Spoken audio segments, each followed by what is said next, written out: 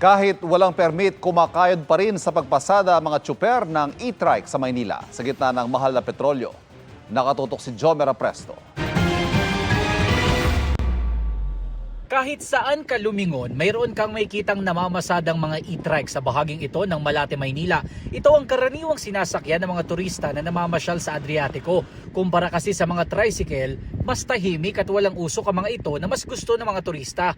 Pareho lang ang pasahe sa e-trike at tricycle, kahit hindi naman sila gumagamit ng petrolyo. Bali, mataas din po yung nito sa kuryente. Idagdag pa ang patuloy na pagtaas ng presyo ng mga pangunahing bilihin.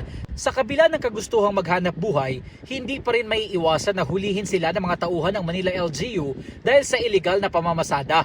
Wala pa kasing ibinibigay na permit para sa mga e-trike. Ginagawa po namin, din namin po nilalabag yung rules po. Doon lang kami umano kasi once na nag-counter po kami, doon kami hinuhuli ng polis.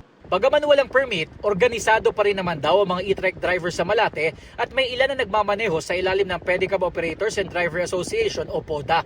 Nakahanda naman daw siya kung sakaling magbaba ng guidelines para sa kanilang permit. Pero kumuha na ako ng lisensya. Magulo pa eh.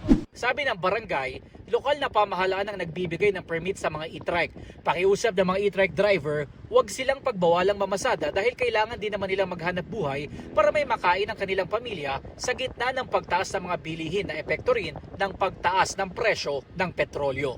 Jomer Apresto, nakatutok, 24 oras.